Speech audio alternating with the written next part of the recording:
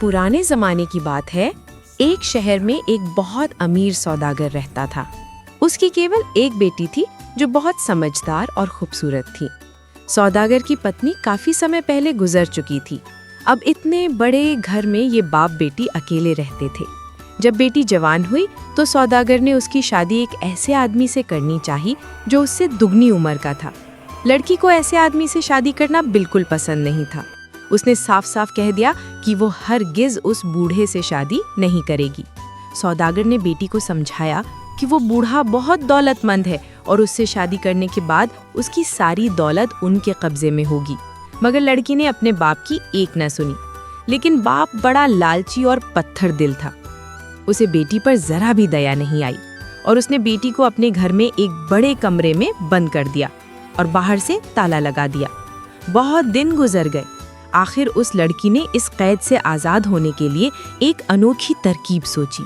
उसने अपने बाप से कहा, अब्बा जान, मैं आपकी बात को टालना नहीं चाहती, लेकिन मैं एक शर्त पर उससे शादी कर सकती हूँ कि आप मेरी एक ख्वाहिश पूरी करें। लड़की की ये बात सुनकर सौदागर बहुत खुश हुआ और बोला, हाँ बेटी, मैं तुम्हारी हर ख्वाहिश पूरी करने के लिए तैयार हूँ। जल्दी बताओ कि तुम्हारी ख्वाहिश क्या है। लड़की ने कहा, अब्बा जान, मैं चाहती हूँ कि आप मुझे 1000 अशरफिया दें ताकि मैं एक ऐसा शमादान बनवा सकूं जिसमें 40 मोमबत्तियां जलाई जा सकें। 1000 अशरफिया? सोने का शमादान? बाप ने हैरान होकर पूछा। हाँ अब्बा जान, मैं एक ऐसा ही शमादान बनवाना चाहती हूँ। मेहरबानी करके आज ही एक सुनार को बुलाइए। उसी दिन सौदागर ने एक माहिर सुनार को बुलाया। जब वो सुनार शमादान बनाने लगा तो उस लड़की ने उससे कहा, जब शमादान बनाने लगो तो इसमें इतनी जगह रखना कि मैं आसानी से चिपकर बैठ सकूं, और उसमें एक ऐसा खुफिया दरवाजा भी बनाना जिसे मैं जब चाहूं खोल लूं और जब चाहूं बंद कर दूं। ये कहकर लड़की ने एक कीमती हीरा उस सुनार को दिया और इस राज को छुपाने का वादा लिया। कुछ रोज बाद उस सुनार ने एक बहुत बड़ा और शानदार शमादान सौदागर के घर पहुंचा दिया। लड़की ने बाप की आंख बचाकर उसमें एक हफ्ते की खुनाक और पानी रख दिया। अगले रोज जब बाप ने शादी के लिए कहा, लड़की ने सिर्फ आंसू बहाए और बाप के बाहर जाते ही उसने अपने जूते कुएं की मुंडेर पर रखे और खुद शमादान के अंदर छिपकर बैठ गई। सौदागर ने जब जूते देखे तो उसने समझ लिया कि उसकी बेटी ने कुएं में कूदकर खुदकुशी कर ली है। उधर सौदागर दुख और गम में डूब गया और उसने वो कीमती शमादान उस सुनार को वापस कर दिया ताकि वो उसे बेच दे। उसी रोज बादशाह का बेटा शहजादा बाजार में कुछ खरीदने आया। सोने के उस शमादान पर शहजादे की नजर पड़ी तो वो बहुत खुश हुआ। उसने मुंह मांगी कीमत देकर वो शमादान खरीद लिया और उसे अपने खास कमरे में सजाने का हुक्म दिया। शहजादे के कमरे की शान इस शमादान के आने से दुगनी हो गई। लेकिन कुछ रोज बाद शहजादे ने महसूस किया कि उसके सुबह के नाश्ते और दोपहर के खाने में से चीजें गायब हो रही हैं। गुलामों ने कहा कि जरूर ये किसी आसेब यानी भूत प्रेत का काम है। लेकिन शहजादा बहुत बहादुर था। उसने सोचा कि ये कैसा भूत है जो इंसानों की तरह खाने का शौक रखता है। उसने फैसला किया कि एक रात वो जागकर उसे पकड़ेगा। शहजादा झूठ मूठ अपने बिस्तर पर लेटकर सो गया। आधी रात हुई तो उसे आहिस्ता से किसी चीज की आवाज आई। उसने अपनी गर्दन मोड़कर देखा तो सोने के शमादान के अंदर एक दरार बन रही थी। फिर देखते ही देखते उस दरार के अंदर से एक निहायत खूबसूरत लड़की बाहर निकली। लड़की दबे पांव उस मेज की तरफ बढ़ी और जल्दी जल्दी खाना खाना शुरू कर दिया। जब वो खाना खा चुकी और शमादान में दाखिल होने ही वाली थी कि शहजादे ने लपक कर उसका हाथ पकड़ लिया। लड़की के हलक से एक चीख निकली और वो बेहोश हो गई। जब वो होश में आई तो शहजादे ने नरमी से पूछा, कौन हो तुम? कोई रूह हो, परी हो, या इंसानों की तरह इस दुनिया में रहने वाली कोई लड़की हो?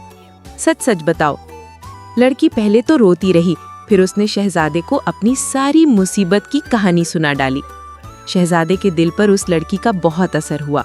उसे ये लड़की बहुत अच्छी लगी और उसने दिल में उससे शादी करने का इरादा कर लिया।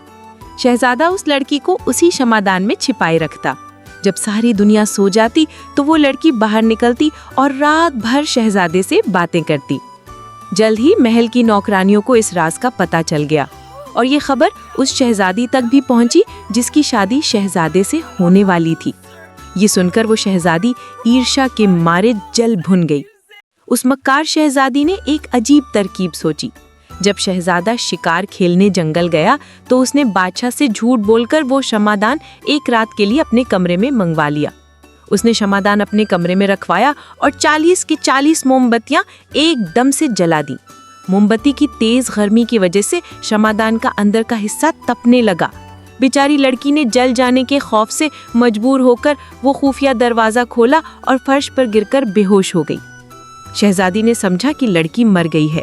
उसने उसी वक्त हुक्म दिया कि लड़की को कपड़े में बांधो और किले से बाहर पानी से भरे हुए खंदक में यानी गहरे गड्ढे में फेंक दो। उधर पानी में गिरते ही सौदागर की बेटी को होश आ गया। उसी वक्त वहां से एक बूढ़े मछुआरे का गुजर हुआ। उसने लड़की को डूबते हुए देखा और उसे बचाकर अपने घर ले आया और उसे अपनी बेटी बनाकर रखा। जब शहजादा शिकार खेलकर वापस आया तो लड़की को गायब पाकर गम से बीमार हो गया। उसने खाना पीना छोड़ दिया और उसकी हालत दिन ब दिन बिगड़ती गई।